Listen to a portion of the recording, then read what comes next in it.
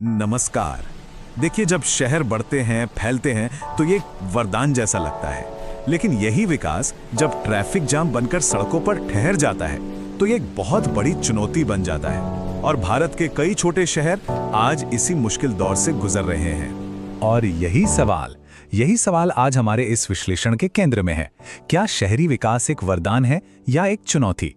और इसी को समझने के लिए आज हम जड़गांव शहर के प्रस्तावित रिंग रोड प्रोजेक्ट की कहानी जानेंगे, क्योंकि ये सिर्फ एक सड़क का नक्शा नहीं है, ये भारत के भविष्य के शहरों के लिए एक बहुत जरूरी सबक भी हो सकता है।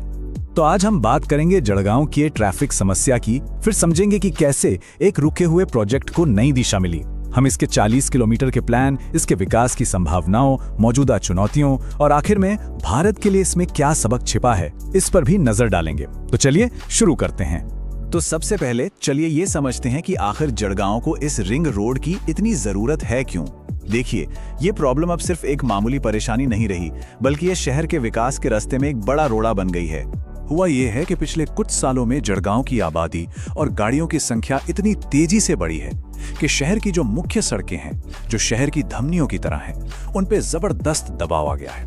एमजे कॉलेज का इलाका हो या अजिंठा चौफुली, यहाँ सुबह शाम गाड़ियों की लंबी लंबी लाइनें लगना अब आम बात हो गई है। और इस सब के ऊपर से शहर के बीचों बीच से गुजरने वाले भारी भरकम ट्रक और मालवाहक गाड़ियां वो इस प्रॉब्लम को और भी ज्यादा बढ़ा देते हैं। नतीजा, शहर की अंदरूनी सड़कें जवाब दे रही हैं और लोगों का कीमती वक्त और पैसा मतलब ईंधन दोनों बर्बाद हो रहा है। अब देखिए, इस प्रॉब्लम का सल्यूशन यानी रिंग रोड का आइडिया ये कोई नया नहीं है।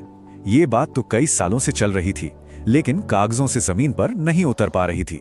पर अब ऐसा लग रहा है कि सालों के इंतजार के बाद इस प्रोजेक्ट को एक नई उम्मीद मिली है।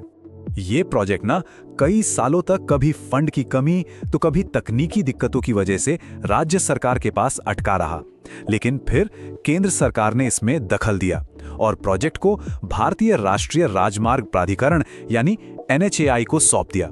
और ये एक गेम चेंजिंग फैसला था सच में। अब सवाल ये है कि NHAI के आने से फर्क क्या पड़ता है।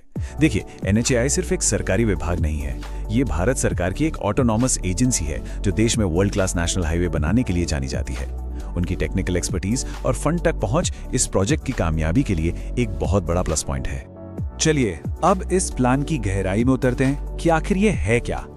इस वक्त ये प्रोजेक्ट एक बहुत ही जरूरी स्टेज पर है और वो है DPR यानी डिटेल्ड प्रोजेक्ट रिपोर्ट तैयार करना। आप समझ लीजिए कि किसी भी बड़े इंफ्रास्ट्रक्चर प्रोजेक्ट की ये आत्मा होती है। तो ये जो रिंग रोड बननी है, इसकी लंबाई कितनी है? पूरे 40 किलोमीटर। जी हाँ, 40 किलोमीटर। ये एक नंबर ही इस प्रोजेक्ट के स्केल को बताने के लिए काफी है। ये सिर्फ एक सड़क नहीं होगी, बल्कि शहर के विकास को एक नई पहचान देने वाली पूरी एक ट्रांसपोर्ट आर्टरी होगी। DPR बनाना मतलब प्रोजेक्ट की पूरी कुंडली तैयार करना।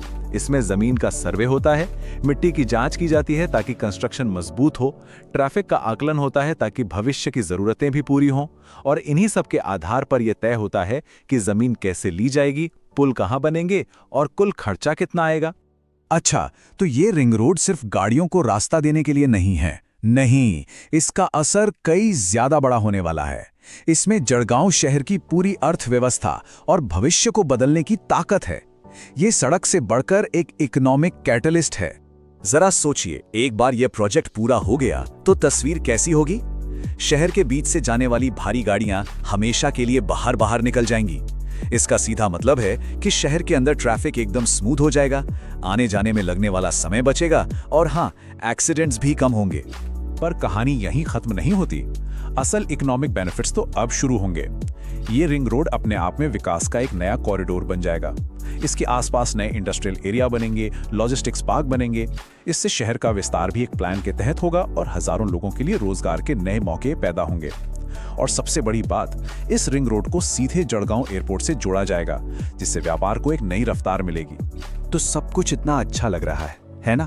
भविष्य तो उज्जवल दिखता है, लेकिन हर बड़ी कहानी में एक लेकिन होता है। असल में काम शुरू होने से पहले अभी भी रास्ते में कुछ मुश्किलें खड़ी हैं। ये टेबल देखिए, सब कुछ शीशे की तरह साफ हो जाएगा। प्रोजेक्ट NHAI को मिल चुका है, DPR के लिए टेंडर भी जारी हो चुका है, लेकिन असली पेच फंसा है टेंडर खोलने में हो रही देरी पर। इस एक स्टेज पर देरी की वजह से पूरा प्रोजेक्ट अटका हुआ है। तो मतलब साफ है, जब तक वो डीपीआर फाइनल नहीं होता, उसे मंजूरी नहीं मिलती, तब तक ना तो जमीन अधिग्रहण शुरू हो सकता है और न ही कंस्ट्रक्शन का काम। इसलिए इस वक्त पूरे प्रोजेक्ट का भविष्य इसी एक डीपीआर पर आकर टिक गया है। तो आखिर में चलिए वापस अपने सबसे पहले सवाल पर चलते हैं।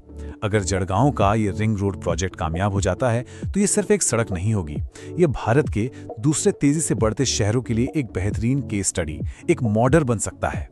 जड़गांव की ये कहानी हमें सिखाती है कि कैसे तेजी से हो रहे विकास और जरूरी इंफ्रास्ट्रक्चर के बीच एक संतुलन बनाया जा सकता है।